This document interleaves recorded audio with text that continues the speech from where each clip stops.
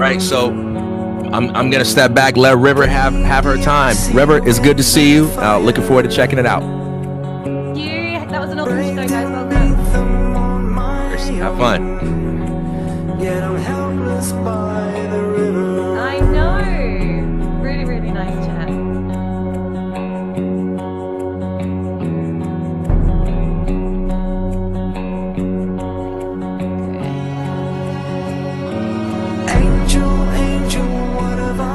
Hang on, I think I just set up. Can you guys hear me better now? Does that sound better? I think I just. Cool. How have you been?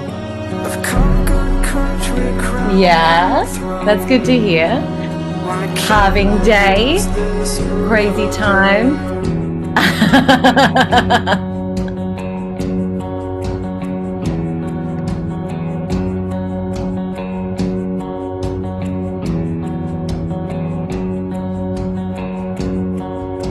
Yeah, I'm gonna get Josh Petty in here. I just sent him one. Let's see if he joins us soon.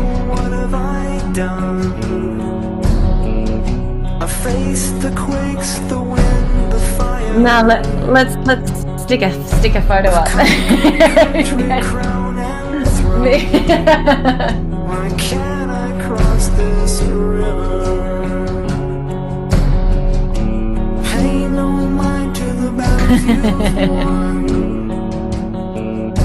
Take a lot more than rage and muscle. Yeah.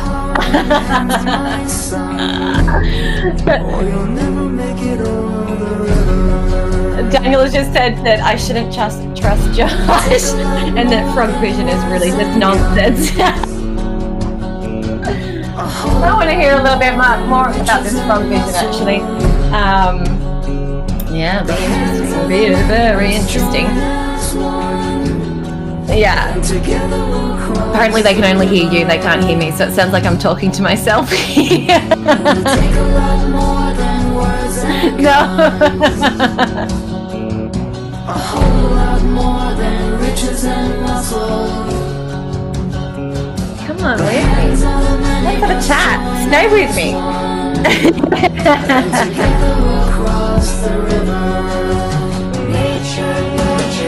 Well, I can hear you. I don't know about them. Can you guys hear Andres?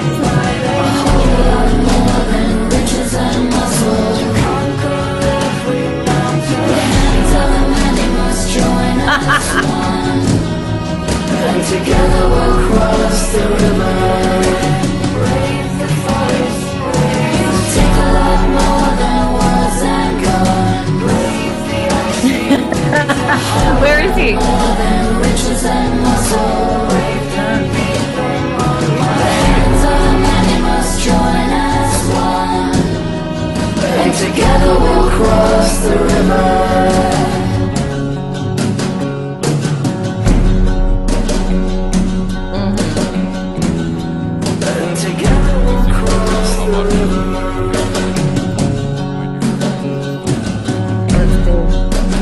I think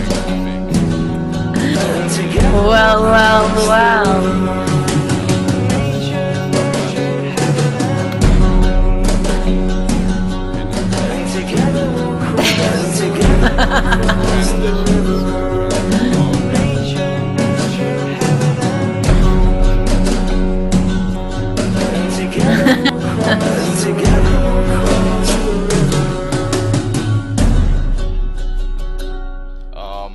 So tell me, what do you think about this whole special day today, the Halvening? Well, I think it's really interesting. No one really knows what to expect. You know, they've been printing Tether like it's going out of fashion. You know, just kind of to keep the coin. You know, honestly, I mean, if we're looking at it from a realistic kind of sense of being. You know, ideally BTC for the, you know, technically when we go through this kind of halving, the difficulty will take probably, you know, if not days, if not weeks to readjust again for it to even be remotely profitable again. So I believe it would be crazy to think that a lot of hash power will be lost, will not be lost. So I think that we will lose quite a lot of hash power on BTC, at least in the short term. I think that the price could definitely have some effect to that sense as well. But everything's kind of out of the window when we've got Tether prints just kind of going crazy. I don't know whether or not we haven't seen, because normally when we get these kind of halvings, you're generally seeing miners kind of starting to take profit because they're starting to kind of lock in those gains to pay for all of their expenses, their electricity, their power, all that kind of stuff. So we haven't really been seeing a lot of distribution, which is quite interesting. But I do believe that it has a lot to do with Tether, and I think the sooner Tether is kind of out of the window, we'll start to see some real price action. But for now, I mean, it's so hard to tell what it's going to do, post halving, whether it's going to double in price to, for Tether to keep those miners, kind of on board, or whether we're going to see some sort of sharp drop as the hash rate drops as well.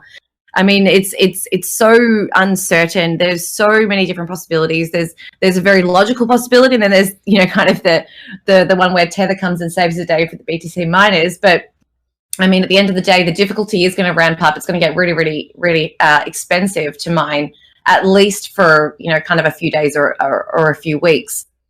So let's see. The mempool is already quite full, backlogged forever. Prices for transactions on BTC are only rising.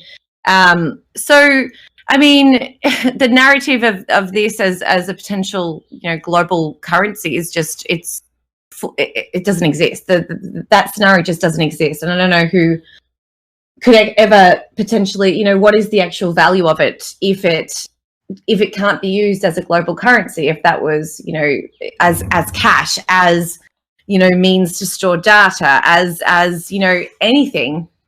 There's a lot of solutions that they've been trying to sell. I've seen a lot of press releases coming out lately from alleged BTC developers who are, trying to build projects on the Lightning network. And, we all know that Lightning is not nearly ready yet. So a lot of these projects that they're having press releases for aren't even near development. They're just trying to hype up the movement. So, so I don't know. I don't think that it has a future. I don't necessarily think that it goes straight down to non-existence quite yet.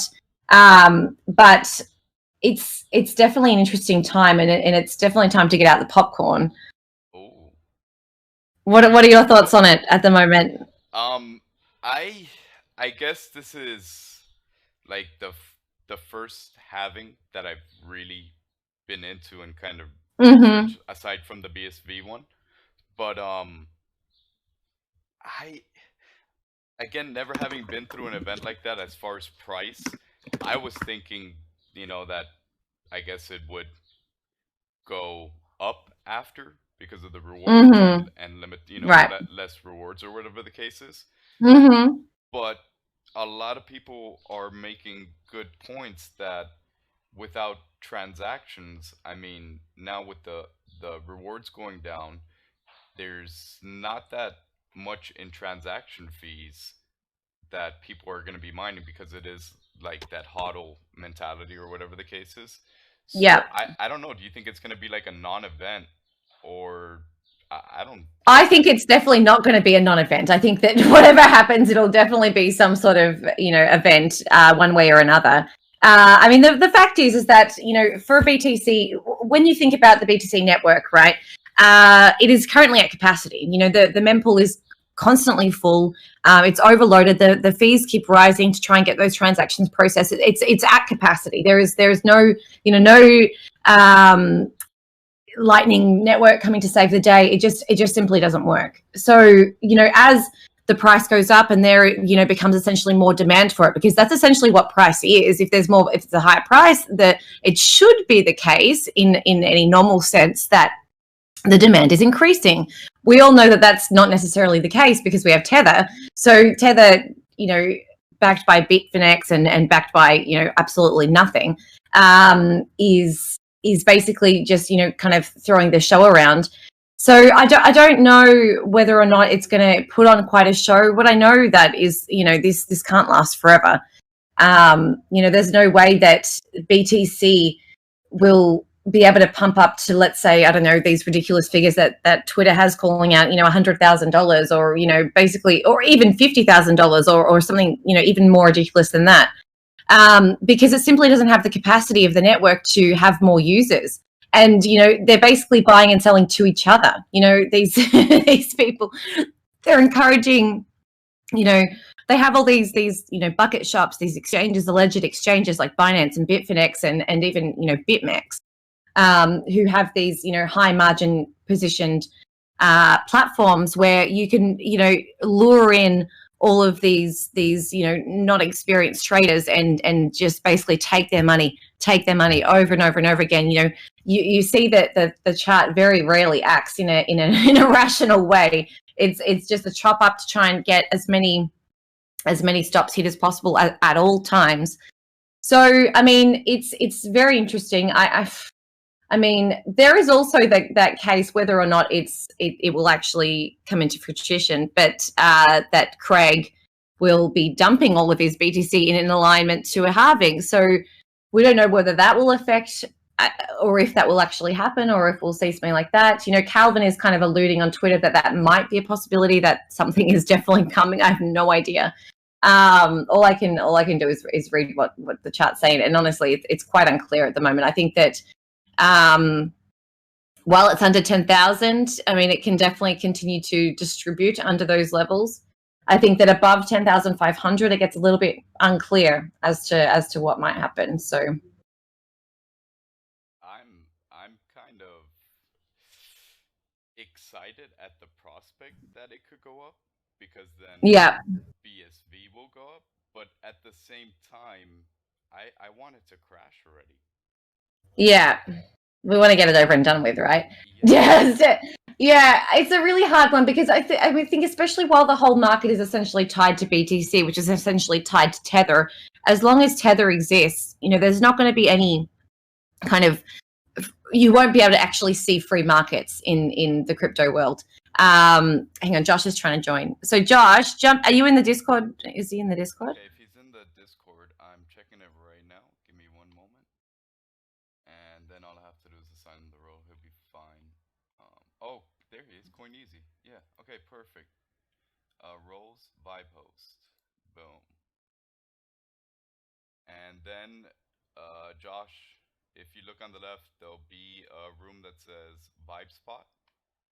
Just jump in there, and you're automatically in, brother.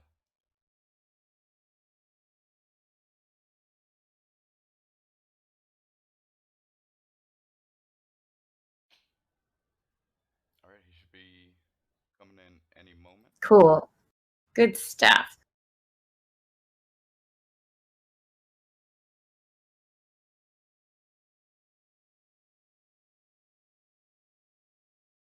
Yeah. So Josh, join us whenever into the bottom of the Discord area, whenever you like. But yeah, I think it's super on the edge of your seat kind of drama, worthy of a film. I think right now what is potentially going to happen. I don't like that the price of every other cryptocurrency is tied to essentially BTC and Tether. A lot of bot work goes on behind that. We have Josh in here. Sweet. Mr. Coin Easy. Very Can good. you guys hear me? Yes. Hello. Hello. Can you do video here? Yeah. Yeah, you sure can. That's cool. I like the little avatar. I don't think I've seen you post that one before. That looks cool with the little palm trees in the back and all. It's an old one. Yeah, it's from when I worked on this project called Honey Miner. My previous forum. Cool, I like that. It doesn't have the Nice. mustache though. I'll have to fix that. That's right. So is the Andres? Just so you know, when you talk on the live stream, you're quiet. I don't know why, but Yeah, I could have sworn I saw somebody that said mine was loud, so I had put my mic down, and I think it should be better now. But I'm gonna let you guys kind of go at it. I'm gonna sit in here for a few moments, and you guys go at it. I'll just be in the background. I don't want to, take up, I know you guys are gonna have a great conversation, and you know me, I'm just a crazy old man that likes to ramble and rant. Cool. Awesome. Cool. So how you doing, Mr. Moisty? I'm doing good. How are you, River? I'm good. So, okay, so you've always been a frog. Is that the thing? Oh, that's a good question. Well, actually, originally I wasn't a frog. I was a average white guy. Uh-huh.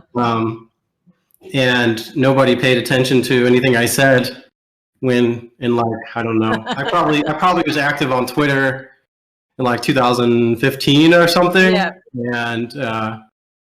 And eventually sort of, I created a Telegram group called the Crypto Aquarium.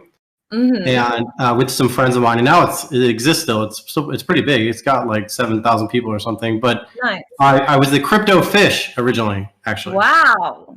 And I was like the Coinye coin. No. Oh God, you guys gotta. Somebody on the screen share.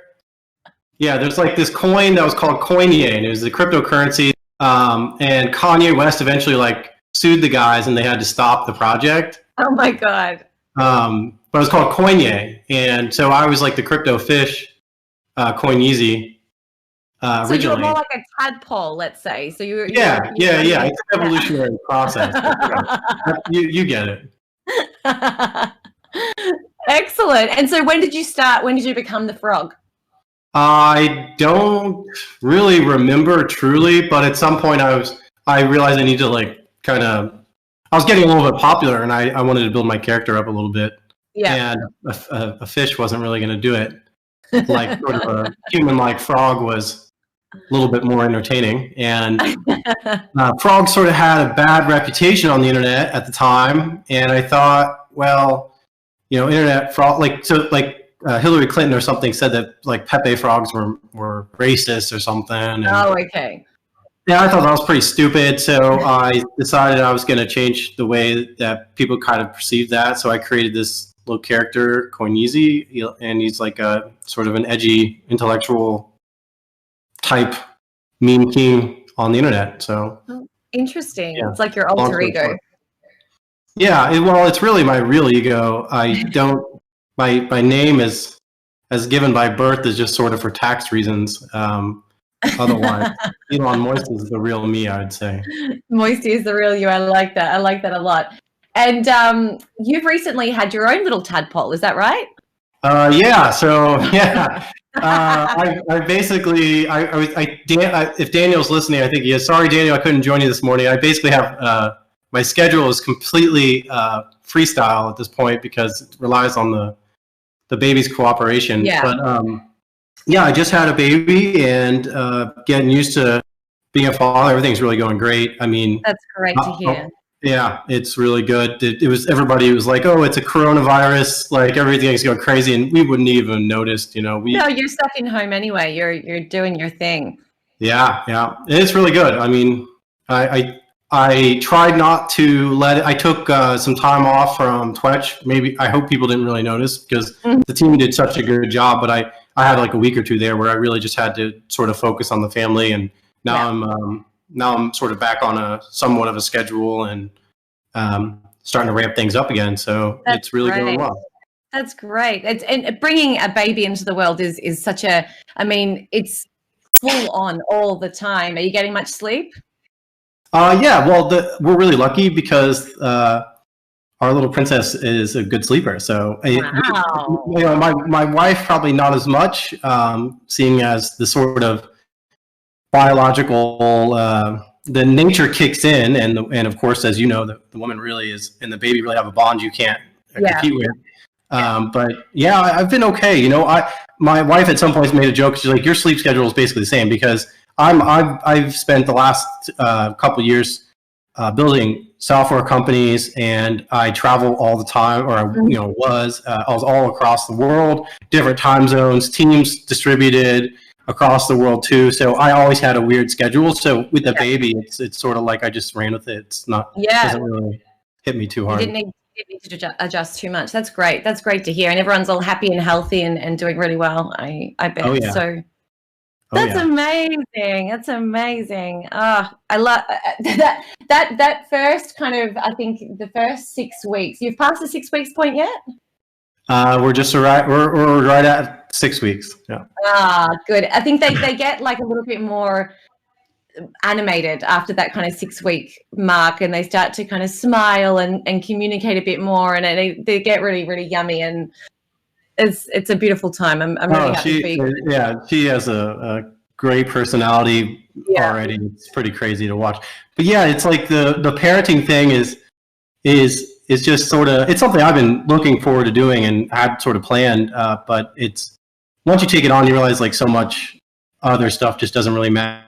Exactly. And it helps you level up, you know. When I was in CoinGeek giving the presentation, I had this big presentation. There's 1,000 people there, and everybody's like, "You nervous?" and da da da. And I was, you know, and of course I was excited and anxious to do it. But you know, I was thinking about coming back the day after the presentation to set up the baby crib. So I you know, it just sort of puts things in perspective for you. You know? Yeah, absolutely. Yeah, I mean, someone can ask you what the meaning of life is, and you can say to them, "Look, it's like staring you right in the freaking face. It's right there. This is the meaning of life." Like, having this beautiful little human. Amazing stuff. So what's next on the Twetch radar? Right now we're going through some sort of optimization phase. We did a bunch of like experimental stuff. So probably most people in the stream have tried Twetch, but we released features like the pay command, so you can pay anybody directly peer-to-peer on the interface. You can now do like a troll toll, which we're working on optimizing that. It's not really perfect yet, but basically the idea is that instead of a hard block, you can just toll somebody, make them pay you something in order to troll you if they're a jerk to you.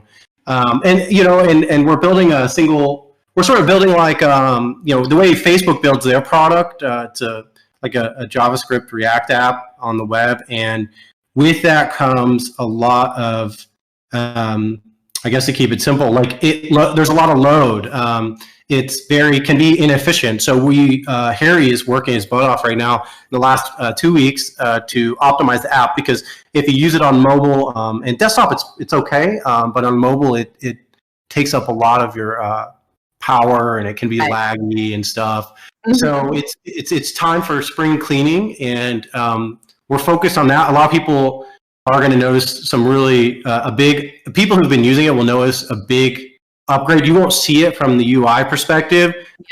Maybe a little bit, there'll be tweaks, but there's going to be a big upgrade in the experience. We're not going to have, you know, we have things right now where people post, and sometimes the post doesn't make the feed. The transaction will make the feed right away, or it does in 10 minutes, you know. So we're optimizing all that to make it really great, because it's sort of like the step-by-step process to taking this to something that a million people can use at once. It's a really big challenge, right? Yeah, it's little details that matter. Yeah, absolutely. Absolutely. And you guys are, I guess, the focus is obviously not to have a wallet, which is amazing, because, you know, you already have such great wallets like RelayX and you know, Money Button available. You guys can really focus on building that background, that UI, that Twetch experience, and even the marketing side of it. So I think that you've made a really, really good choice in doing all of that without having to focus on the wallet side. Yeah. Well, a lot of companies that started off in Bitcoin, I mean, Bitcoin's been around for 10 years, so I'm talking about a long time, but we'll talk about just BSV. Some BSV companies are trying to build their own wallets. You have to do 12 seeds everywhere you go. This ain't going to work. We'll let wallets be wallets, but eventually, you know, the wallets will provide the service, or will provide the service one way or other to make it so you create an account on Twetch, and it's really just like creating an account on any other website. And then the account and the wallet, you just think about the user's account is the wallet, and the wallet is a new definition now, because the real goal of Twetch is to make it so people can own their data. So very soon, you'll be able to actually, you could just log out of Twetch one day, or say, I would like to no longer give my data to Twetch, log out and go log into another website, and all your data can come with you. That's the goal. It is actually the aim is to be interoperable. That's amazing. That's really great. Oh yeah, definitely. Yeah. I mean, what you're looking at, I don't want to make the excuse of like a beta or prototype, because we don't really make that excuse. We don't really, we are a early product in beta, but we don't really say it too much because we want to make it like, we want to get as many people on and experiencing it now to see how it grows. But it's got a long way to go to get to where we want to be. But technically it's all possible, and we're like, there's some stuff that you guys aren't seeing that's getting us pretty close to this. It's going to be really great. And this is how the internet's going to work. Well, it's come so far in just, a few months. I think, when did I join Twetch? It must have been about 6 to 8 months ago, I guess. So from where it was back then to where it is now, the interface is looking amazing. Everything's just it's really sweet and really fast. No more swipe was a huge added feature. Even the price of like adding images and stuff now has lowered significantly. So it's going to get better too. I mean, we're just doing so much in that regard, and I mean, with the current ecosystem, we're only seeing like really like mempool or like certain miners. Miners are just like sort of the people who manage the transactions and in some cases the data that are accepting lower fees for larger file types. And we're really trying a lot behind the scenes to work with, talk to miners. We're actively doing that and trying to build up this ecosystem, even with Matterpool, working closely with them to make sure that we have a future where, when people want to post their GIFs or videos or whatever, that we can do that and still fulfill the vision of owning your own data. That's a real tricky part, Absolutely. Yeah, it becomes so essentially, would you be looking at more of a storage facility for Twetch, or to have the users essentially using some sort of storage facility to continue owning their data? How does that work exactly? No, nobody needs to run their own node. It's just services not their own node, but yeah. The service providers are things like miners, and there'll be others in the future. Matterpool, MatterCloud, these are service providers too, even though they're not today aren't mining blocks. They all these services, including Twetch themselves, can have a backup of the data and be able to serve that up elsewhere. So another service could ask Twetch, the user could go to another competing website and say, I would like to log in, use my Twetch data. And in theory, that company could go then ask Twetch, hey, can you deliver us this package, basically? It can be done at a peer-to-peer level. It can be done from a service-to-service level. Right. Again, all that's pretty possible. I'm sort of talking about things that don't exist as we'd like them today, but you can imagine. No, we can definitely imagine, and it sounds great. I think that this is definitely going to be kind of gosh, I can't even think of the English word. Like a level of social media of the future. So you guys have done an amazing job, really. Yeah, we like the word social network because social media, I mean, it's really about the network and culture that this is sort of building in the early stage of people who really want to be responsible and be empowered as an individual. So it's this concept of social media has been so screwed up through the bad incentives, and we're talking about a network, and this network of people, people you see it sort of with Twetch Cash. They make their own website, and if they wanted, they could start plugging into the SDK and doing all this cool stuff where they could actually host their own interface. We saw that with Retro Twetch. So the sort of central authority, though Twetch has a responsibility as an incorporated company to do certain things by law, we can open up the incentive model. No longer do we have to lock people out in order to get all the dark data and be able to sell that to advertisers. Instead, we can earn on a microtransaction basis. So absolutely. And I mean, if you have millions of users one day, similar to what Twetch or let's say Facebook or whatever has, that's a lot of money that's going to be thrown around, and just a couple of cents from each person, and essentially that's a huge amount of money circulating in the market, and so I think you have a really, really great vision. I'm really excited to see what kind of happens. Yeah, I see somebody in the chat here, Dr. Shifu. You guys got to use your Twitch user numbers when you ask me a question. It'll help me a lot. He says, if I uploaded an original document to Bitcoin SV, use bitcoinfiles.org, by the way. Am I able to claim it as my own rights? Well, copyright's like a legal thing. I mean, it's a government or a group of people are going to sort of say that's right. But what you can do is you can use timestamps on the blockchain to make an argument that you were the first to claim or use such an ID or IP or whatever. So there's an advantage when you go to claim copyright or trademark. You have to disclaim, or it's in your favor to say the first time you ever used a phrase, a logo, an idea, whatever that is. And you can use something like the blockchain to make it provable, which is helpful. So to answer your question, you can claim it as your own, but will it be legally recognized? Well, that's why you use a copyright or trademark or go to a legal authority to do that. Bitcoin doesn't solve the problem of like replacing a government authority. It just helps augment it and make it more efficient and more honest. Yeah, definitely. Wow, they've just put up. I just seen on the YouTube. They've put a picture of me and my little baby, and they've got you in a big dragon costume, frog head and dragon costume. Have you seen that? No, here I'll make sure I turn on the really funny.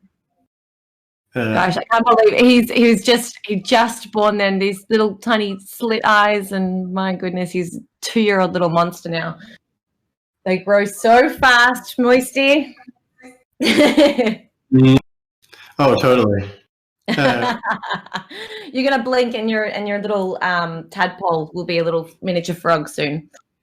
Yeah, that's right. I can't wait for Bitcoin files or Twetch to have like encrypted options and move in that direction, because then I want to create like a family archive. And I think I'm super excited about that. I talk about that with the team all the time, and being able to start to like store my business documents, my family photos, things that I need to be private. But I need them to not be intruded upon by like the third party. If you hold on Google Drive or Dropbox, like, well, they can just have a good look at your ideas, or if you have your family photos, somebody could get in there and leak that. And that's possible. I mean, even the iCloud has been known to be not bulletproof as well. The iCloud. iCloud's the biggest honeypot in the world. Yeah, exactly. I mean, it's just an inefficient address space for Bitcoin, basically. It's really scary, because anytime you use a keychain with iCloud, somebody can, if they get into your iCloud, they can eventually just come in and get everything. So exactly. That's right. And we don't really have a solution for that today. So I'm really excited to have something like that, where we could actually have it stored. I was speaking a little bit to Ari, actually, because he's got the legally change, and this is also a really interesting concept. I don't know who's going to come out and actually get it rolling and working best to start with, but the concept of being able to have all of your passwords kind of encrypted on chain, where you can see who enters and you can see who, if anyone does kind of compromise that, or so this is all very, very interesting, and I can't wait to see all this kind of come to life. When somebody when you get into like a hacker, whatever, they often can clean up the trail. So Bitcoin sort of stops that, because there's like these timestamps that go on, right? Exactly. Yeah, very, very exciting future. I'm very much looking forward to because we're at that transition phase right now, right, where we're kind of stuck. Obviously Twitch is not ready for private messaging and all that kind of stuff, so we're still kind of stuck between like the using the other platforms and having it that's right, fully on chain kind of thing. We're still storing photos and documents and stuff like that, in Google Drive or in iCloud or whatever. It would be very, very exciting to be able to make that transition, I think, once and for all. And it's going to happen. It's going to happen. When it happens, it'll happen very fast. I mean, so you have these periods of sort of innovation where you're using a different infrastructure with Bitcoin, and you have to sort of wind up everything, solve a lot of problems, probably miss a few times. I know not everything we've done at Twetch is perfect. We have a lot of internal projects going, sort of that just focus on discovery, and we get to a point where like, oh, no, that's not quite that's not the vision that we're trying to fulfill. So let's go ahead and make a turn this way and start to work on that. So like something like direct messaging. I mean, this isn't like something that's very simple, No, of course. you have to consider a lot of things. Yeah. Yeah. Somebody here says, any exciting influencers on Pat C? I don't know what your username is, Pat. Any exciting influencers or high-profile folks coming on shortly? I'm bragging to others that Trejo follows me, and Kubrick's daughter was interested early on. Yeah, well, I mean, we have people. We did have somebody really interesting contact us. I'm not going to say who, just in case they end up, showing up. I like this element of surprise. But in general, we just see a very consistent interest in the concept of things like data ownership and a decentralized social network. It's a big meme, but it's what people are really looking for, and ad-free. So we try to provide all those things, and that's consistently been a topic that converts people into at least trying Twetch. So we're sort of at first base, right? Mm-hmm. Yeah. Yep. So yes, exciting people are going to join. It would be really exciting if they joined and Twetch was able to go at the speed of light. Right now, Twetch is sort of like a car with square wheels, and we're gonna work on that. You gotta grind them down to be circled. Yeah, no, it's great. It's great. You do have some high profile people on there, and people are definitely really interested in it. I think that Bright. What's something that's really funny? The Bright Gang thing. My son, we were driving the other day, and he's just learning how to kind of make sentences together. And he said to me, he goes, "Mummy, it's not dark anymore." I said, "No, baby." He goes, "Mummy, it's bright." It's bright. Yes, it's bright. It's bright outside today. So this whole concept is really nice, and I think that the people, you seem to see on Twitch a lot of more, let's say, red-pilled woke people. Mm-hmm. Kind of, more interested in not accepting the narrative that's given to you. I think that anyone who kind of gets involved in BSV is someone who's, less susceptible to mainstream media influences and all that kind of stuff, to even kind of get to that step. So, you seem to see a lot of more interesting people on platforms like Twitch, where, there's that different concept of ideas, of mentality, of thinking, of everything. So, I mean, the community, not community, probably wrong word, but the network of people on Twitch is really interesting to see how it's growing and all coming together. And that will attract more people. And of course, we had Obamagate. Did you see the Obamagate thing yesterday on Twitter? No, what's going on? Donald Trump, he tweeted something. I only saw this like really late last night and just skimmed through it. So I'm sure you've heard about all the conspiracy theories of Hillary Clinton, Obama, Fauci. Hey, are you sure it's conspiracy? Well, no, I'm not. I don't think it's conspiracy at all, but I think it's very true. So Trump came out and he's I think he put on Instagram like, "Oh, I hope you had fun investigating me. Now it's your turn," kind of thing. And then he started the hashtag Obamagate. And so all of the, there's the QAnon side, there's the other, kind of anti Hillary, anti whatever, have all gone. And it became like a trending thing on Twitter last night. So those are the kind of people, I believe, that aren't susceptible to the more mainstream kind of narrative, that are very interested in getting, a platform like Twitch, where they can't be, their accounts can't be deleted. They don't have their, they lose hundreds of thousands of followers and all that hard work and data that goes into their essentially social media identity. So the idea of Twitch to anyone is so interesting, so super interesting, and especially the fact that you can, it will become interoperable, where you can move that data onto another platform should it so exist, and so forth. So yeah, really exciting time, and definitely the good time to be around, because we really do need something like this now with so many platforms deplatforming people and removing accounts, and gosh, it's a crazy time right now in the world. Yeah, well, I mean, it's really down to, it's not a conspiracy if you just look at the basic of sort of where the money flows. No, it's not a conspiracy. Facebook, it makes 99% of its revenue projected to this year off of advertising. So you sort of have to think about the economics of these big companies. Google's not much different.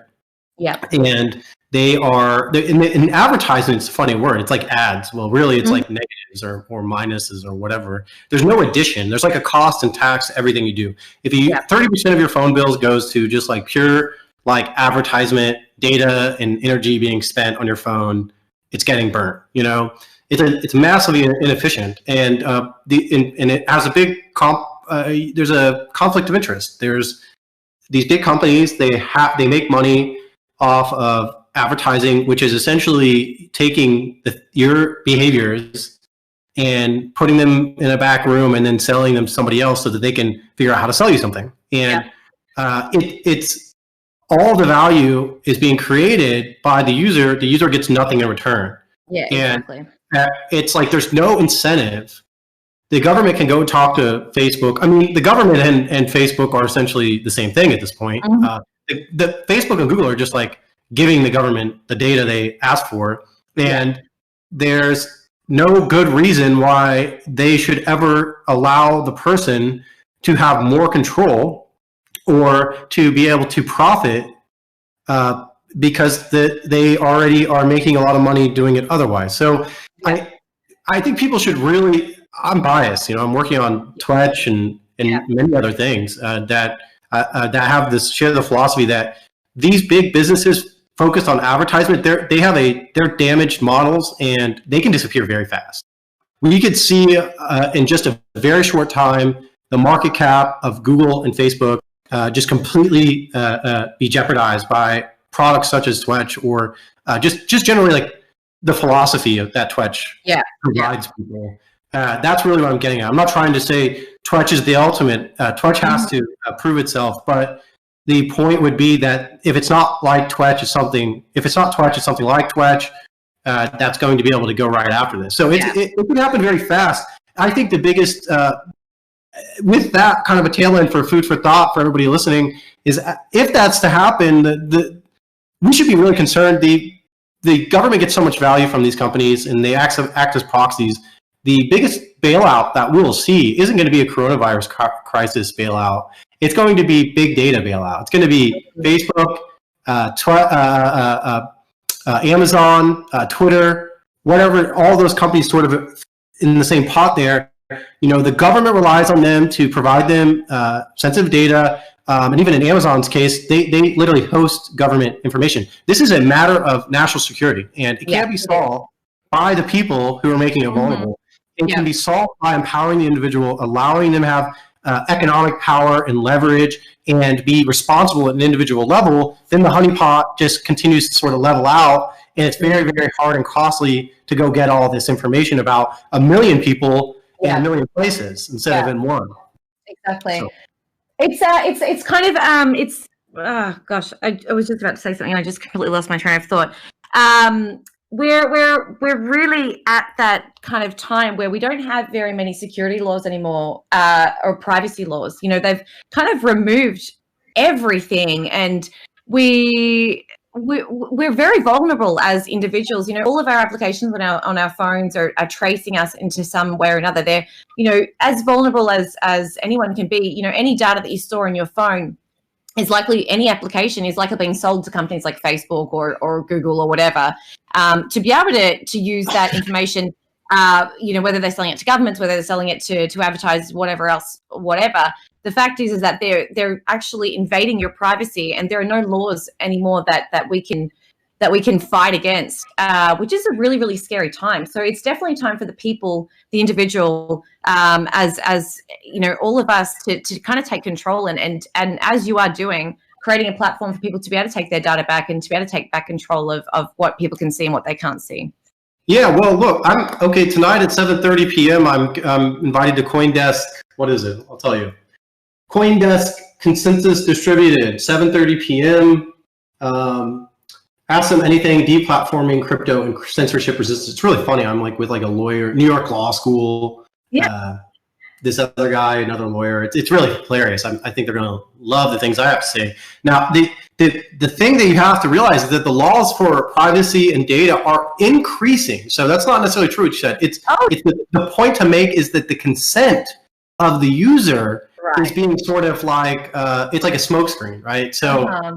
that's probably more of a pinpoint on this. Our goal at Twetch is to be like, you sign up and our terms of service is going to be like, it's going to be like, no, we don't track anything. Like, Yeah, you know, like 2 words.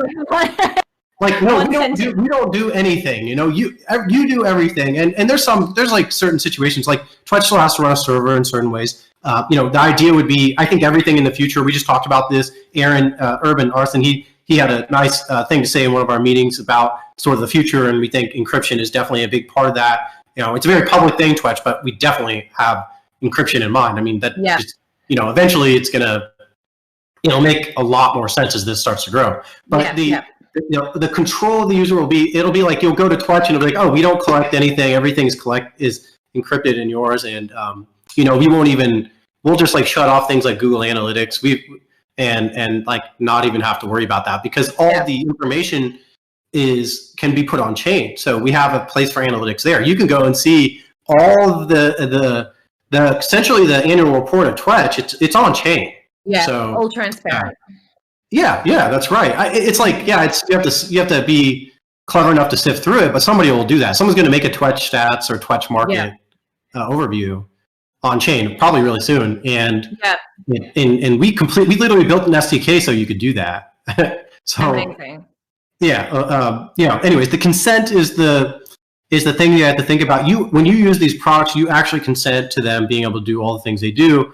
I use Twitter. I use Facebook to send pictures to my grandma. You know, it's like we're building a future trying to replace these things that like are real problems to us at Twetch, right? Yeah. Because to think like, oh, I can never use these products again, that's just ridiculous. Like, what do you mean? You know, I need to be able to. I have friends in other countries all over the world, and like, I got to use WhatsApp. You know. Yeah. And exactly. We're just going to solve our own problems, and with that, I think unlocks a ton of value for other people. A lot of other people have this problem. Yeah, that's for sure. It's really, really hard, especially when you have people, friends and family all over the world to not use these products that we have today. And you give a little bit of your soul and your data every time you do that. It kind of hurts to do it. You know, I've totally gotten off Facebook quite a while ago, but you know, I still have WhatsApp, which is now powered by Facebook, and you know, that's right. Obviously Twitter and stuff like that. So, you know, they're still getting all my data. It doesn't matter whether I'm using Facebook or not. They're still getting all the same data that they had before. So it's really hard to escape it. Yeah, definitely. But it's you know, either you choose to isolate yourself completely from the rest of the world, or you know, right now you kind of just have to do it until we do have adequate options to transition towards. Yeah, that's for sure. You know, to isolate yourself is just bad for business. The whole point is to allow people to be better connected. And it's like that image I used in CoinGeek presentation and Daniel Kravitz, I think, originally had made it, where it's Agent Smith in the Matrix. Everybody's working for this sort of central party. And then there's the next image. It's like a small world where everybody's sort of their own hero.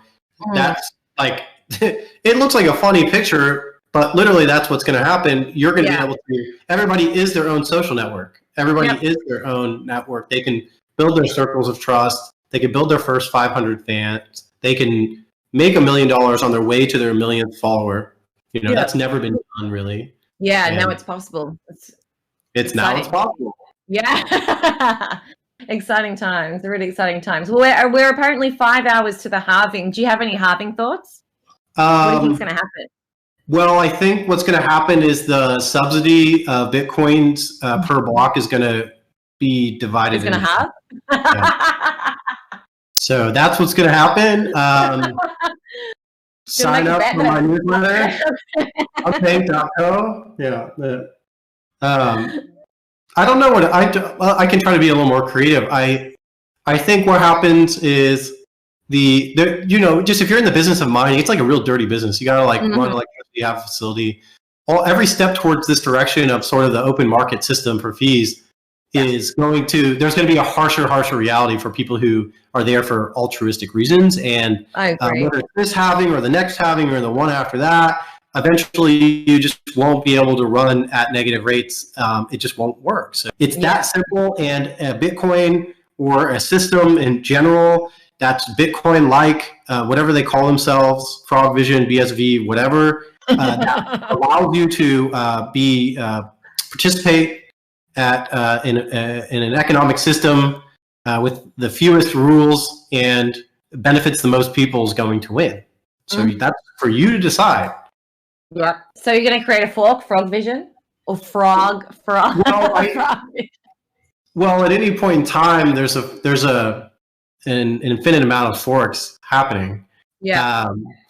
I think frog vision is probably more important to think about sort of the culture and future that an optimistic future that we're envisioning here as a people of like us. All these people on this chat right now have shared this vision of it better, which is happens to be a minority in our world. Where people who have intellectual values, they're creative, they believe in a better world. You can own your data. You can make valuable connections. You can trade with people, and you can reduce your prejudice. And it's less about where you're from or what your skin color is. It's more about what are your values, and can you do something that helps me and my family? I can do something that can help you and your family. And we're just like completely opening up that. So there's a lot to be come for Frog Vision, but that I'll leave you with that teaser. Nice. That sounds really nice. I think you guys have a really, really nice vision. I definitely agree with almost everything, well, basically everything that you guys are doing and moving forward with. And I'm super excited to see what else you guys come up with. So it's definitely, I think that this is the road to the future. Twetch is the road to the future. And you've inspired so many people, honestly. Like, look at this panel, for example. This is amazing. Just a few weeks ago, there were just a couple of guys kind of connecting together because they made friendships on the platform, and they've created this amazing podcast channel. So this is super cool. You should be really, really proud of how far you've come. Yeah, thanks. It's sort of just the beginning. Twetch is, I think, I have to check the birthday, but it's like a year old. We don't make this excuse, but it's young, and we have a long way to go. But at the same time, we've made a lot of progress.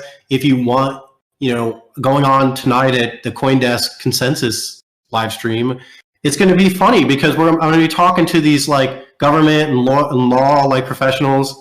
And they're completely cucked, their incentives are just backwards themselves. And so, of course, they think that we need legislation and regulation to solve these problems. In reality, the problems are being solved. Today, you can go on Twetch, you can post something and say, look, I posted that. It's just the beginning. Like, there's a lot that's left to be had with that, and sort of owning your own data and fulfilling that. But today, you can go and prove that concept right now. You can go on twetch.com and do that. And there are so many people talking about this, and we're sick of talk. We are people of action. We are going to take action, and we think we can actually change how the world works. And there's half of the world uses something like social networks, so that's what we started with. And we're just going to keep going from there. It's very much the beginning of this vision, and everybody that's a part of this, every penny that you pay to us is helping us build a better world. So we're like extremely grateful, and we're just taking it one day at a time, but the vision's big and we're sticking with it.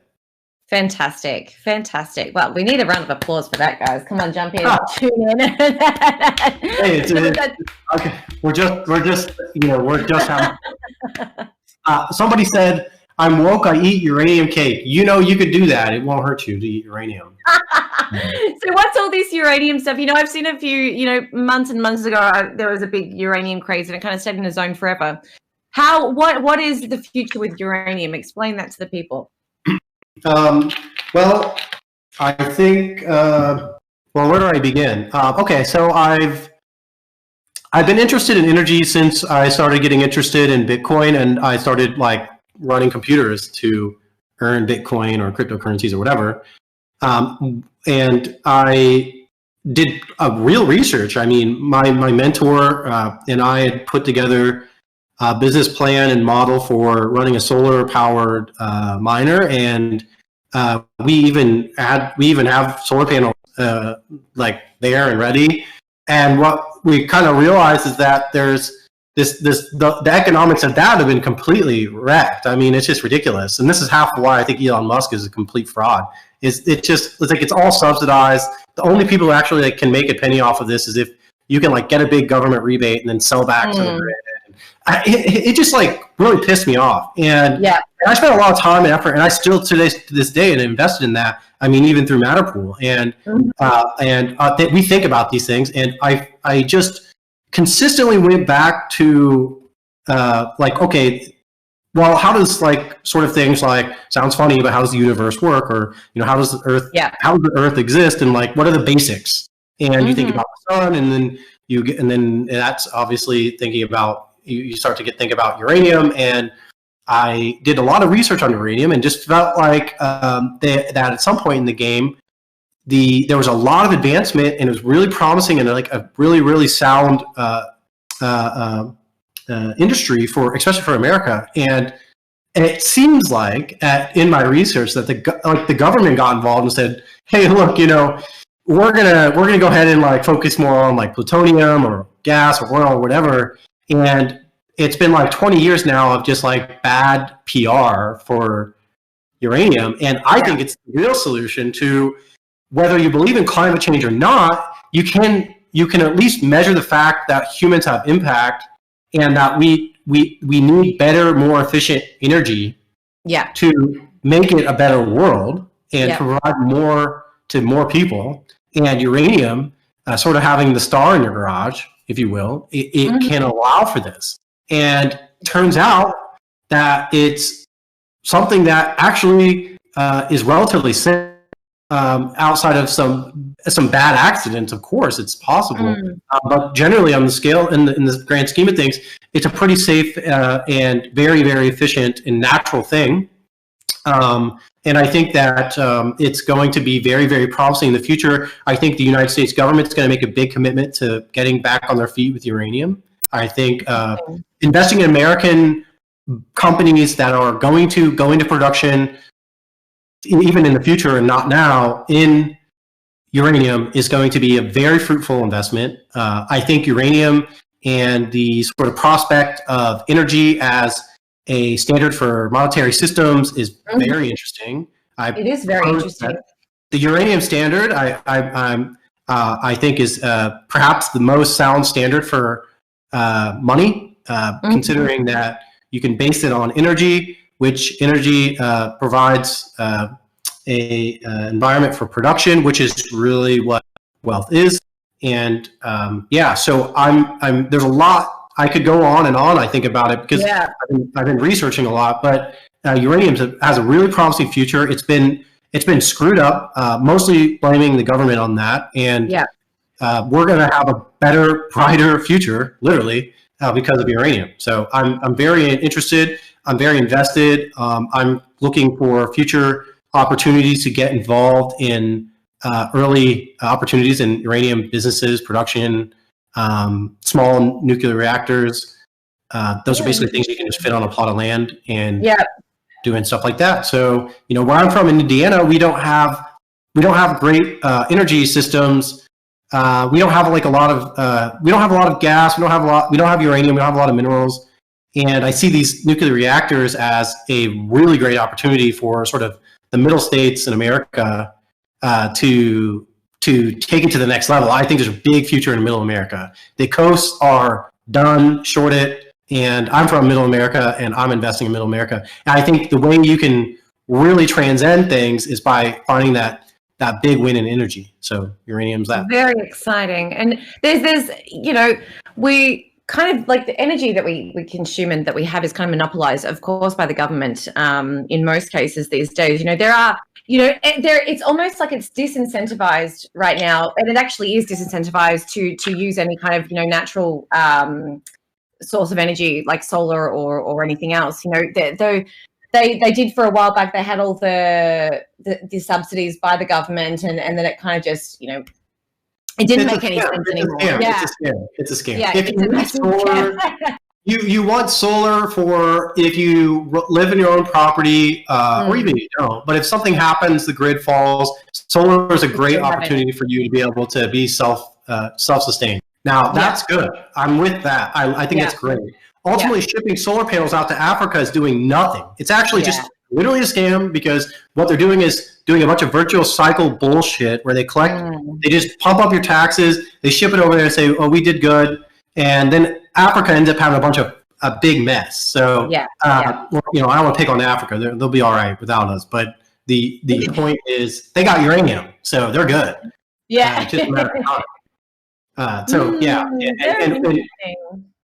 yeah, it's like electric cars. I think are just ridiculous. I think it's just like anybody who like fanboys that stuff is just like basically they're the same people that want to fuck robots, and I'm just not interested in you and your philosophy for how this world's going to work. We need to solve problems for the most people. Yeah, and jerking off a electric car and having you know, that has a big battery that's super wasteful, and children in Africa have to go mine that cobalt or whatever. Yeah, not interested, right? So I've done my research. I know what I'm doing here, and I'm fine with this. Interesting, very interesting. Well, I need to do some more research into uranium. It seems that seems really, really interesting. How does it actually work? Like, how does it go into? How does it become energy essentially? Well, most of like 90-something%, you guys can fact check me, is uranium that's found naturally has to be enriched. And so they find this uranium ore, they go get it, they enrich it, and then they put it in these nuclear reactors are kind of like glorified like boiler rooms. Okay. But it's just the amount of energy that you can get with these with nuclear, the efficiency of it once it is enriched and running. I don't think there's such thing as a better energy source currently than that. If somebody has something that I'm missing, please let me know. That'd be really cool to learn that. But very interesting. Yeah, and I'm not like I couldn't tell you how every detail about how a nuclear reactor works, but basically, the energy source for the boiler, the hot water, is uranium, and it's really efficient when it's used, and it's really nice. And also, the waste of it is a big concern. Like, at least the government has pushed this, but the waste has uses too. Basically, uranium, once it is worthless, quote unquote, it's lead. Which is actually quite useful in some ways. And so, just keep it up. I would encourage everybody listening to do their research on uranium. I would say start to look at uranium companies, understand what is going on in the world of uranium. Where does the uranium come from? Hint, hint. There's a lot of sort of less popular or powerful countries that have a big opportunity in uranium. So if you're looking to invest in emerging markets, places like Kazakhstan and Uzbekistan are like really interesting. Very interesting. Very interesting. Yeah, you can get on the Kazakhstan stock exchange. It's quite, I don't even know if Uzbekistan has uranium, by the way. Somebody should check that out too. Kazakhstan, it sounds like it because it's got a stand at the end, but Kazakhstan for sure. And if their stock exchange is really pretty good. It's pretty modern. So check it out, and you can register for it. I'll have a look for sure. That's really interesting. In Brazil, a lot of our energy comes from a big dam that we have on the border with Paraguay. Paraguay and Brazil. So it's a massive dam that I think. Yeah, the biggest in the world, I think, right? Yeah, it is. Yeah, and then it powers all of Paraguay and I think a big part of Brazil. So it's it's breathtaking. It's quite amazing. I've been there a few years ago, but so it's quite interesting. It's quite interesting to think about ulterior options for energy. I think that we're in that stage now. There is, I don't know if you've researched much, but I've been reading a few things back and forth and not quite deeply enough as I should. But there's a possibility for so many possibilities to have free energy. Looking back at history and what has been destroyed, especially in Europe, a lot of the old buildings that were destroyed had, copper coil systems through them, which was able to, in some form or another, generate some sort of energy. I don't understand very much about it, but well, transportation of energy is like a tough thing because you can have a place that has, like in Paraguay, there's really lots of abundant energy. China has the same thing, and to get that energy delivered to places far away is a big trick, right? Yeah. And I think there's going to be a lot, like the more that we embrace these types of things, the more that can happen faster, where it's like all of a sudden, these funny things, like I know I talked to Aaron Burns about this a little bit, where, he's saying like the miners are going to be connected to this giant like nuclear reactor, this tube of light, and I totally agree. Actually, it sounds really funny, but it's like, yeah, we're going to actually get to that. And the way we get to that though isn't by doing like this funny business of let's save the earth, like let's turn off all the cars. It's let's like just quickly like solve big problems by picking the most efficient energy source we can, and just getting better at it. So absolutely. And that's what we should be focused on. I think that a lot of what we are forced to kind of focus on, or what we're forced to consume in terms of energy, there's always some sort of agenda behind it, right? There's always, when it comes to medicine, when it comes to any other sector, whatever, what we're consuming is not always the most research, is not always the most, efficient, it's not always the cheapest, it's not anything like that. It's just pushing some sort of agenda and oil and the world wars basically going on between the Middle East and the US. This shit needs to end. Like there needs to be other sources. We can't depend on something like this that just causes harm to the world. It's all just a big goofy scam itself too. Right? The word scam's getting used a lot, but it's just true. And we don't have any business doing that. By the way, I just checked. Uzbekistan does have considerable mineral deposits, including uranium. So I was right there. But I think that like if you're interested in Bitcoin, then you should be interested in things like geopolitics and energy. It would just be weird if you weren't. So that's like something I just encourage more of. I've had to go through a learning curve myself just on new topics. And I think that if like proposing a uranium standard by using a monetary policy based on energy production, it's really interesting. Well, how would we measure energy? Well, we probably use Bitcoin. So this might be something I elaborate more in the future, but it all sort of ends up being Bitcoin in one way or the other. Yeah, it does, doesn't it? It seems to be the solution there is a way for it to be a solution for almost everything. So, exciting stuff. We've got Dookie in the comments who said BSV will be powered by glow rocks. So that's right. That's right. And if I have a little chat group for uranium, if people want that, just like send me a DM on Twitter, and soon Twetch will have it. But right now we have a DM on Twitter, and I just sort of, people share their ideas and things, and I'm just like going through. I like to learn with other people. I like to like share ideas that are like openly, and then sort of bounce those off of like things like Twitter and Twetch. And if anybody's ever interested in that, let me know. I'd like to learn more about it myself. Awesome. That's really interesting. I'm definitely going to have to do some more research into all of that. So I got a few more minutes here and I have to go to another meeting, but I want to hear a little bit about you. Can you tell us a little bit how like you ended up here in cryptocurrency and trading? And I mean, obviously your relative is Satoshi Nakamoto. That's pretty good. But I'd love to hear the story just a little bit. And I think everybody else would too. Well, I mean, I was traveling, all over the world for quite a while. And I was always searching for ways to be kind of self-sustainable, to be able to continue the journey, let's say. So, I was looking at, trying to find ways on the internet to make money. And, I did a bit of blogging for a little bit. I did some, kind of, checking out, different locations. And it was always very, very little, kind of money in it. And I ended up depending on a lot of my savings to get myself around. And I was always searching for that something that I could kind of do that could keep me moving, around the world.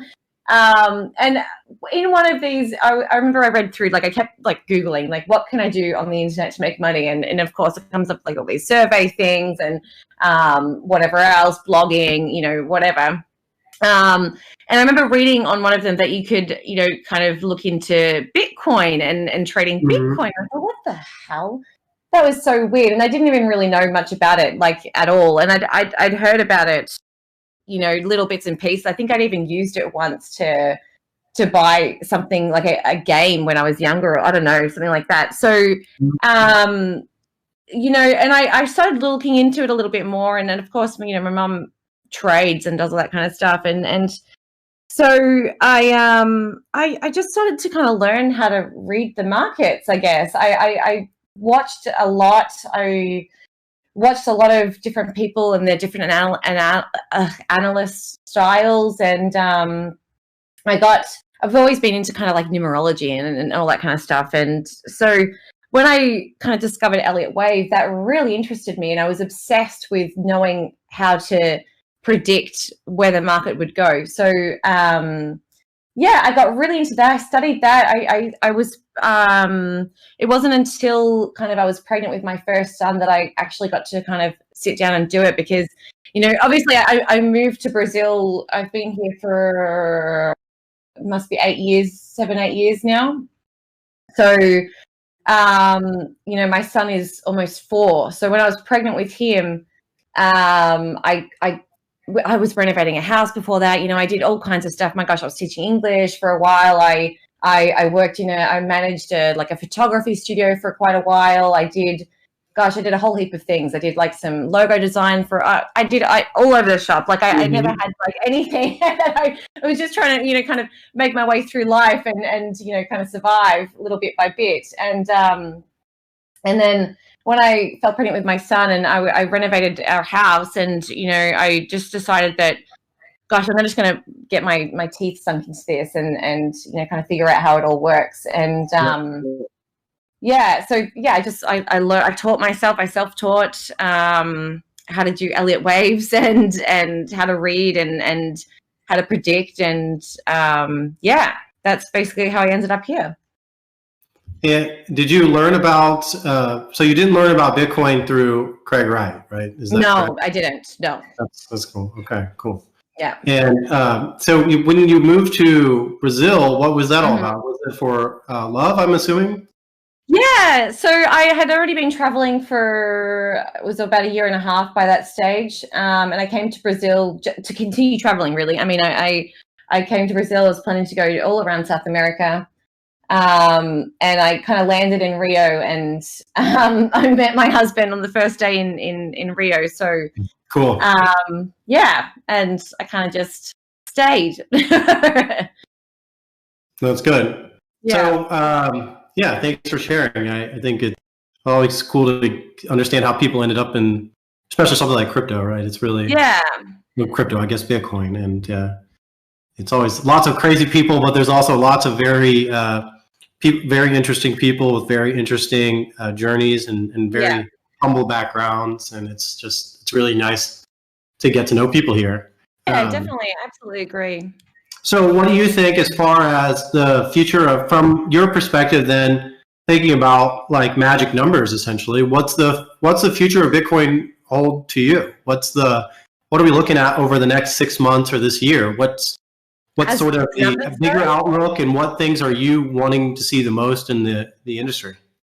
In the industry, I would really like to see a big cleanup of everything. I really want to get, you know, Tether kind of in the trash and get rid of all this, you know, clear market manipulation. I would really like for all of this kind of just to be able to flourish on its own without the prejudice of you know, all of that manipulation and printing money and all that kind of stuff. So, I mean, that's the thing that I'm probably most hopeful for. I think as far as, you know, being able to kind of get away from all of the scams and all of the nonsense, you know, to be able to kind of start off fresh.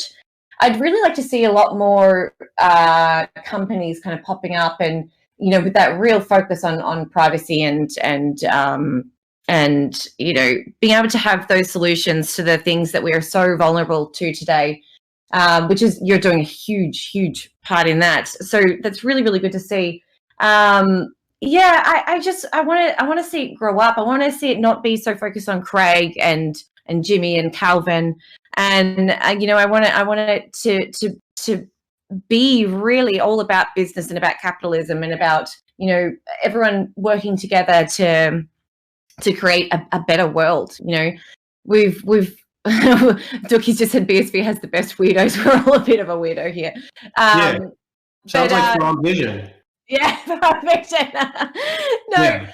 I want to see us all grow up. I want to see us all, you know, not be lied to all the time, and have a source of truth, and have a source of reality, and have the best scientists and the best doctors and the best, you name it, be able to continue work and not get shut down because their agenda doesn't suit the, you know, the bigger powers agendas. And I want to see, you know, the world start to grow again and stop going backwards. And, you know, we discover solutions to complicated problems because people are allowed to work on them, because there's a market for it. You know, when so much is based on such a heavy agenda right now, there's no room to grow anymore. So, you know, as soon as we can start to give the freedom back to the people, to the individuals, to bigger corporations, where they do have that freedom to, you know, create stuff and create amazing stuff and build shit and test stuff and you know, scientific discoveries and God, medicine, whatever. I can't wait for that world. I really hope that it. Yeah. That's right. There's a big, well, all the problems to things like, if you want to talk about autonomous cars, we want to point out like medical, specifically in the genetic industry, they're computation problems, and Bitcoin allows you to have a market for computation that is very, allows you to cooperate very easily. So I completely am on board with that, with what you're saying. The scientific industry is going to have a whole new meaning, and it's going to be made up of people who are actual capitalists. I have a lot of friends in academia. I just founded my next company that's specifically focused on DNA. That's all I'll say now. And there's a ton of opportunity there, and all this stuff that I'm taking, all these philosophies of the other companies that I've started are going to sort of intertwine with that industry itself. So yeah, it's gonna be big. I totally agree. I think there's a big opportunity for us to solve a lot of big problems, and we now have a system for it that allows for people all over the world to cooperate, and it's going to be awesome. Very, very interesting. I'm really excited, actually. Yeah, wow. It's going to change everything. It's going to, you know, we're going to be able to start to see some sunlight again, like some real life, and I think it's amazing to be a part of this, and you know, good. I commend you so much for what you're doing. I think that you guys are doing a really, really, really good job in getting this started, and you know, I think that a lot of people see Twetch as something that's really small, but I totally get that you guys have this massive vision ahead of you, and you know, Bright Gang means a lot more than just, you know, some little stars on Twitch. So guys, that's right. Well, you know, if everybody can think we're small, and they can keep thinking that until So with that though, I do have to run. Go for it.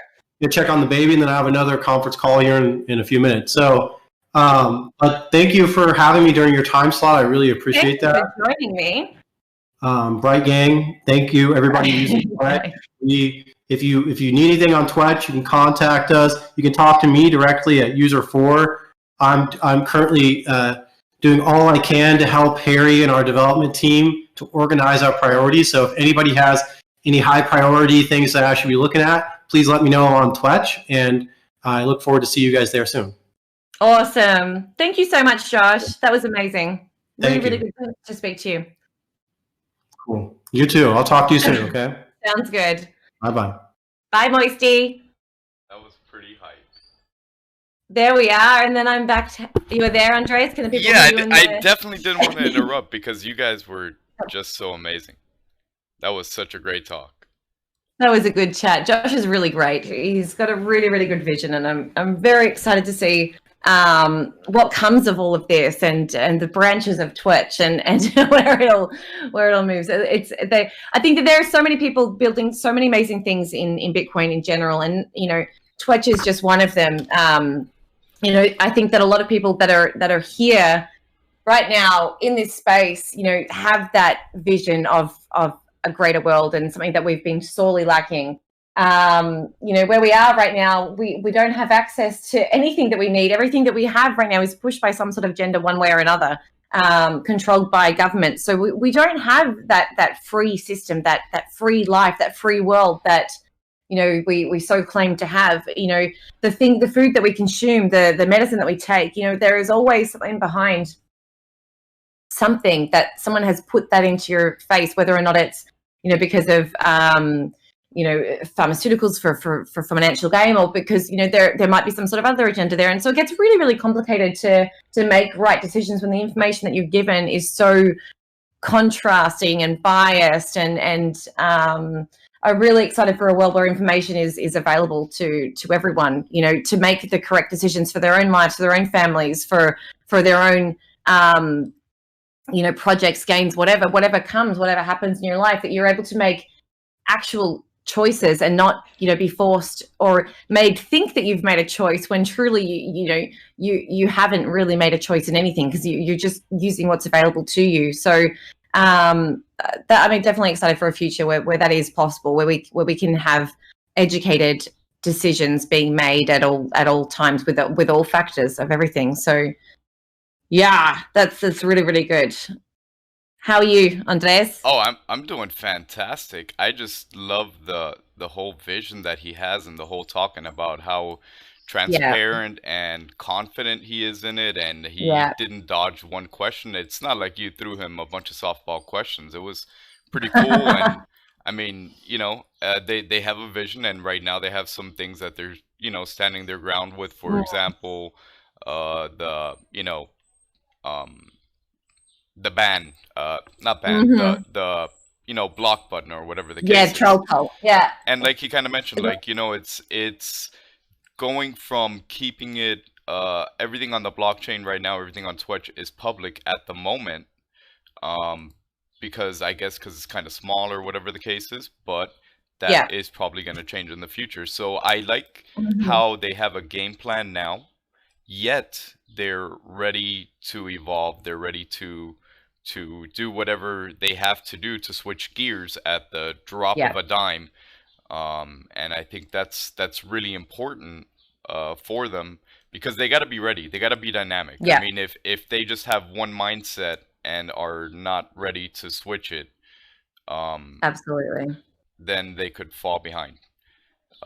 Absolutely.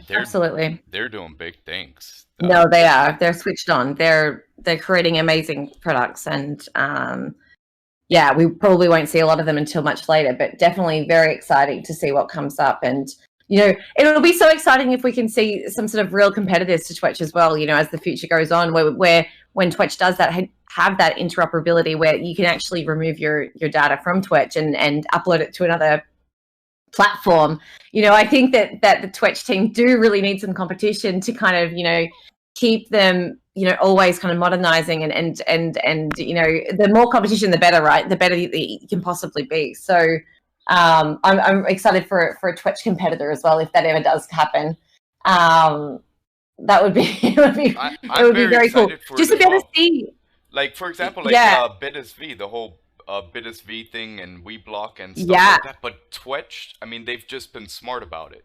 They had a plan as far as not worrying about wallets, which was very important. They didn't have to worry about that. They just it's very consuming.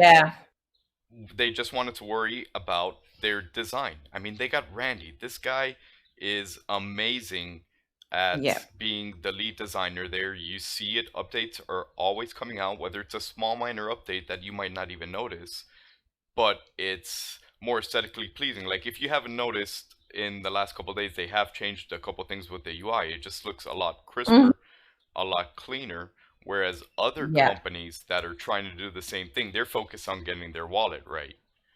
So exactly. And then you get stuck with that 12 word, you know, kind of when you already have something like RelayX or Money Button, where you have those 12 words that connect to several other platforms, like RelayX, for example. You can do so many things with RelayX as well as Money Button. You know, if you, without having that login 12 word code for Twitch itself, it makes the user experience, you know, much smoother and you know, much easier, essentially. Yeah, I 100% agree. And I what I really Yeah. love about, but one thing that Jimmy Odom blew my mind on earlier was, for example, like with Paymail, like he was saying, because I always rant and rave about Paymail. If you're a brand new user to cryptocurrency, or you've just been onboarded to BSV, the ability to send currency to currency essentially through an email is so easy. And it's Yeah. almost like, for example, like they didn't want to change, like Twitch didn't want to change the whole follow system because people are used to that. They don't want to change Yeah. certain things until they're able to kind of transition into it, but they're using a lot of things that other social media platforms are using. So where was I getting with this right now? I had a point, but I'm a little okay. Give me one moment to get back to where I was. So, as opposed to them trying to figure out all these different things, they're able to focus on their design. They're coming out with brand new updates aesthetically, slash pay, slash Troto, which obviously still has some problems Yeah. that people are always Yeah. complaining about. However, they're working on it. And again, The bloody Satan creating chaos in Twitch, mate.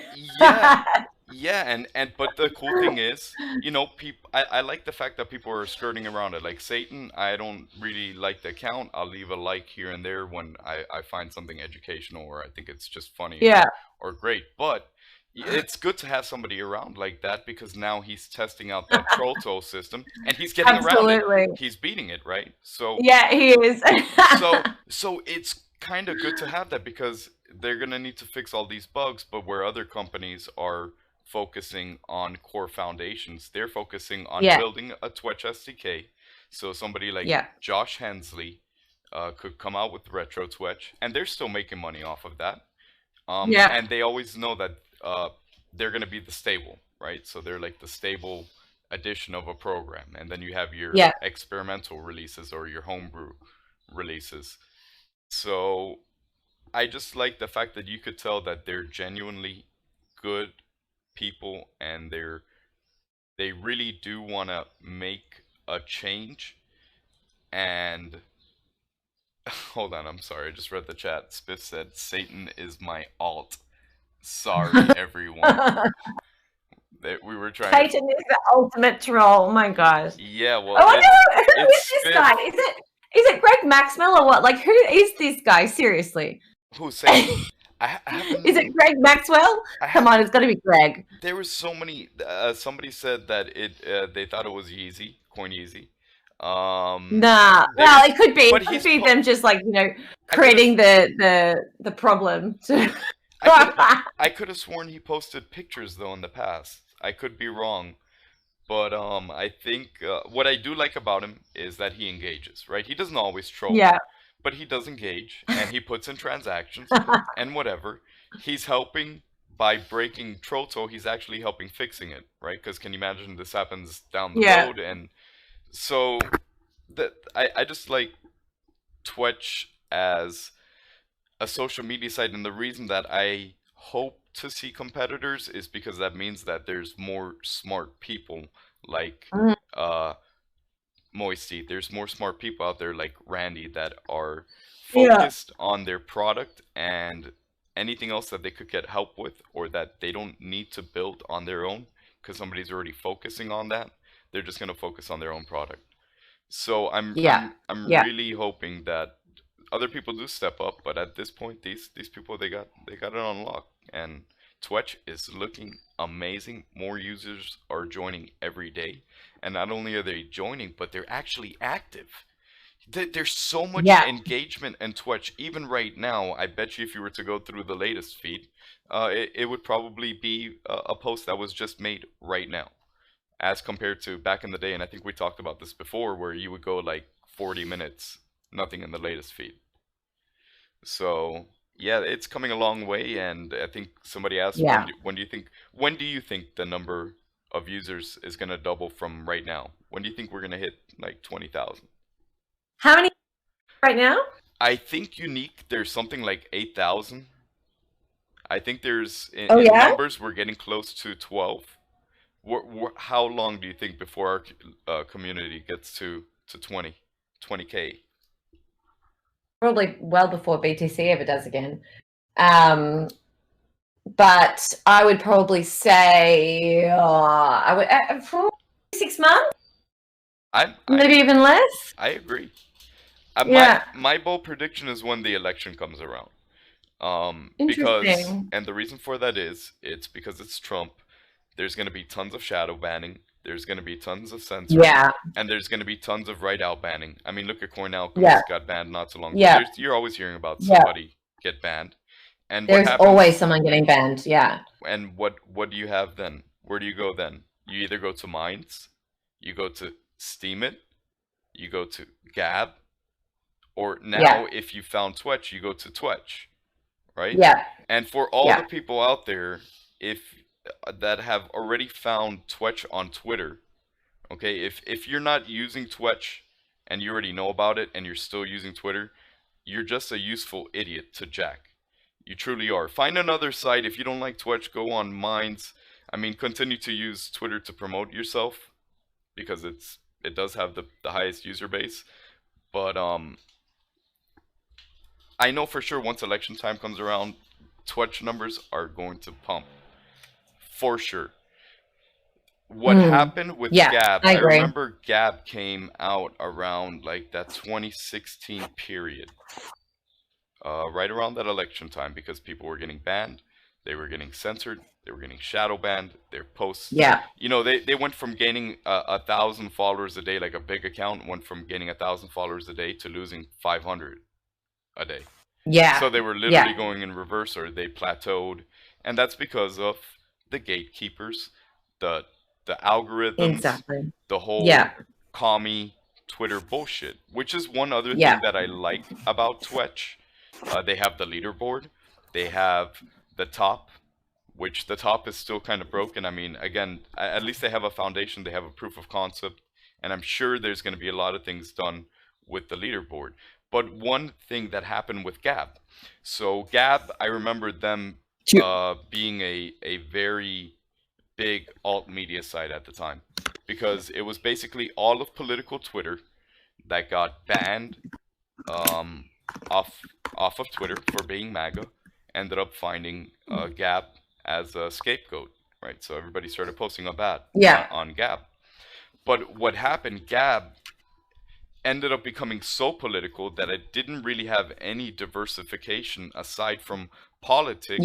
That a lot of people that were getting banned, they would make, like, you know, the big nose Jew memes or whatever. So it seemed very right wing. Not everybody on there is right wing.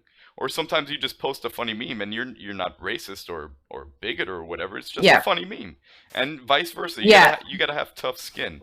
So one big downfall for Gab was, once they started getting big, was, guess what the mainstream media did? They painted Andrew Torba to be a freaking Nazi, right? And his website was just a bunch of neo-Nazis, right? So this started catching wind. So every article that you read about Gab, and if you search on Google right now and you look up Gab social media site, you're going to see 90% of the stories are going to be negative hits, calling it an alt-right social media site. The good thing about Twitch is that it already has a diverse foundation. You got, you know, crypto on there, you got knitting groups, you got tons of artists, you got musicians, you got content creators. They didn't build... You got InTheBox. Oh, you got InTheBox with Dookie Love. Yeah. What? Oh, hey, Dookie. What's going on, guys? You know. How you doing? Oh man, I've been working. I just got off for a minute and I got to go back here in a little bit. You did the inventory? Yeah. Now I got a meeting I got to go back to here in a bit, but thought I'd drop in here. Looks like some fun. Yeah. Nice. Man, we've been holding Hey, can you guys add quickly Satoshi? He's in. I've just sent you a message in Discord to get him in the live stream. Oh yeah, for sure, dude. Yeah, hold on. Let me go on. You probably get a spot. Hold on. Let me do this right quick. So once if you're listening to this, Toshi, once they give you the permissions, you can jump down at the very bottom of the Discord on the left-hand side, put your voice into the vibe spot, and we'll be able to hear you from there. Yeah. That was a pretty interesting little speech, I guess you could call it, that Moisty gave. Yeah. On the glow rocks. It got me all pumped up. I got to do some research now. Me too. I know. It's always really interesting. Like there are so many different alternatives to energy. Yeah. I never thought of it though. Yeah. I always thought of it more like an atomic bomb or something. Yeah. You know? It's interesting. It's definitely something that we should look into, I think, for sure. Except you got to get on these weird, like, Pakistan trading exchanges. But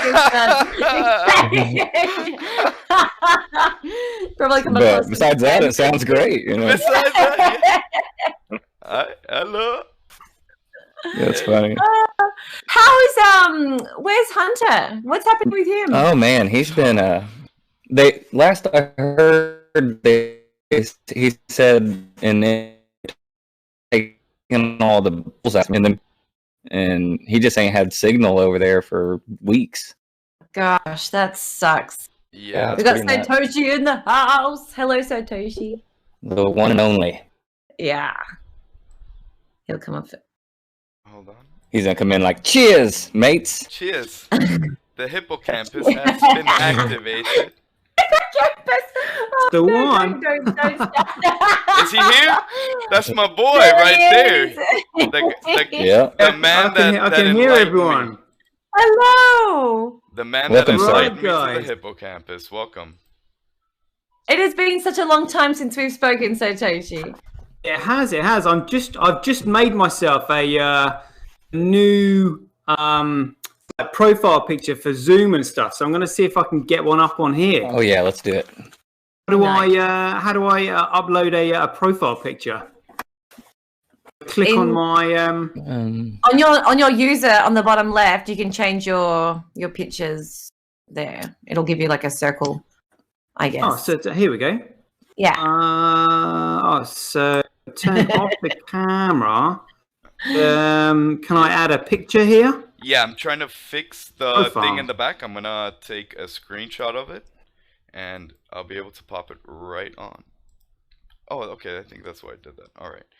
One moment. Boom. So how you been, brother? Yeah, mate. I've been good. I've been I was doing my own show. I called it Satoshi Live at 5, and I was like, cool. Well, what it was, the BSV channel got taken down by YouTube. Are you kidding me? No, seriously, mate. It got taken down where literally we were live on air. And it's like in the middle of the live stream, they stopped it. Yeah, seriously. Yeah. Oh my gosh. This is why everybody needs to get library. Yeah, and then Shem tried to start it again, and then literally within about 30 seconds, they gave it a third strike, and it was off, and that was it. And so, what was the strike that they were giving you? Oh, I mean, it was clearly some like synchronized reporting from bots because it wasn't genuine at all. It was something to do with language, but we hadn't sworn, or there was no profanities on the show. So I think that these troll army had probably been through like a year's worth of videos to try and pick up as many profanities as they could. If they had me on the show, probably had like 10 strikes just from my show. Yeah, it's probably River's fault. That's probably why we got our strikes too, because we had her on our show too. You get strikes as well. Yeah, they hit us with for a meme. For a freaking meme. No. You can't even watch our videos in Brazil sometimes because. Yeah, that's right. I had trouble seeing a couple of the episodes. Wow. I have never had a strike on my channel. Oh yeah, we've had quite a few of them. Damn. But I mean, Satoshi's playing his own music and all that stuff. They're not stealing music. They're not using copyrighted material. Not swearing. That's kind of messed up. That is really crazy. Yeah, wow. and also, they didn't respond to any of his, requests as to reasons why, just like a wall of silence, basically. And then he started broadcasting using Restream, which streams his shows on multiple channels, like Periscope, Twitch, a few others I hadn't heard of, to be honest with you. And then I said to him, look, I'll just look, because I saw what happened. I saw the numbers dwindling. I was like, oh no, because obviously, like when I first went on his show, he had like sort of 500 subs, and then me and Tramp, like when we were on the show, got up to about 2,500, and then we were getting like 1,000 views in 24 hours. It was absolutely, it was really motoring. And then obviously a load of stuff happened, and like the numbers started dwindling down. But I'd said to him, look, just let me on your show again, and I want to build it back up, because to me it's just BSV. Do you know what I mean? Anybody who's willing to do anything to add value to the space, I'm all for. But then when I kept saying to him, oh, get me on the show, he's like, oh no, well, come on at the end of the week, mate. And I was just like, well, I want to come on now, And then basically, so I was like, oh, let me on again.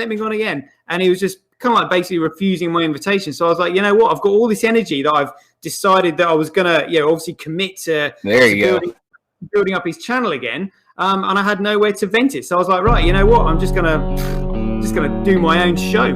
So I called it Satoshi Live at 5. And I was like, right, I'll try and do a live show every day, up until the BTC block reward halving. And today is the final day. 30 episodes. All live. Well done, Toshi. I know, yeah. It was really strange actually doing like holding a show on your own, because I didn't have anyone to speak to, and like when I first started it, because I was obviously trying to multitask, and I was looking at sort of 3 screens on my desktop and like trying to work out how everything worked. When I went back and listened to some of my earlier shows, I could literally hear myself making mistakes. When you you confuse BTC with BSV because you're already thinking like. Oh dear, it was hilarious. I mean, I've got a lot better now, but when you listen back and you go, what the hell did I just say? Rambling on to myself. Rambling on forever and ever. Yeah. But good on you for doing that. That's great. Well, yeah. What's quite good actually? I did a show recently on commodities. Did any of you guys see that? No. Is it on the channel that you were just talking about? Yeah, on Satoshi TV. No, I don't believe I saw that one. I'll have to upload it that way. I definitely want to give that a try. Alright, well, we'll tell you what. Have you guys got? Is there any way I can put? Can I put some images in the chat box here? I'm gonna mute myself. My kids have just come in and gone crazy. So excuse me for a second. Right. How do I still forget. I've never used Discord before. I mean, I've always been like too busy on Twitter, but.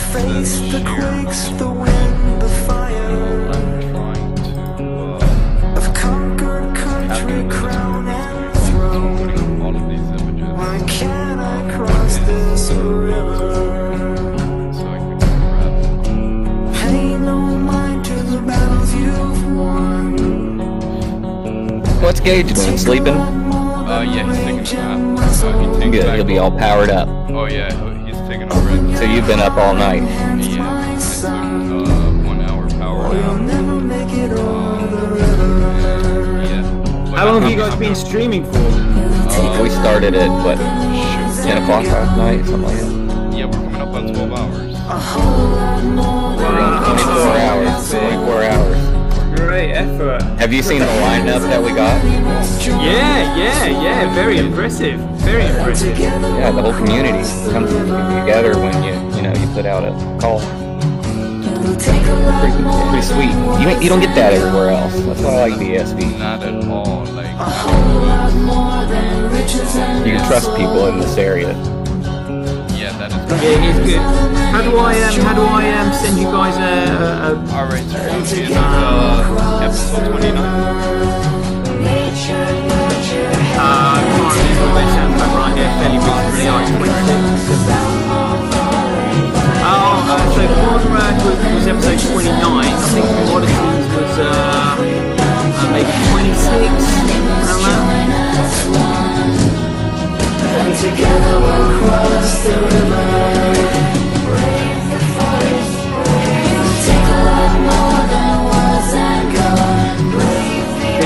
that.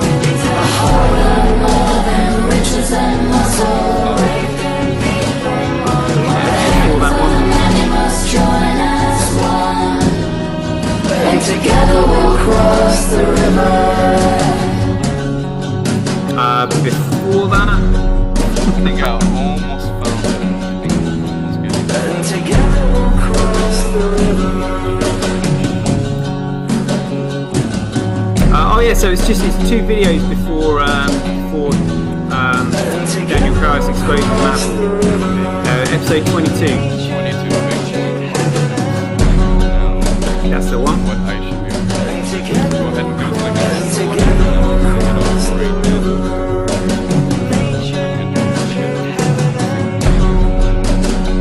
Yeah, we'll tell you what. I mean, I've actually I've created an image that can go with that. Can I send that to you guys somehow in this chat box?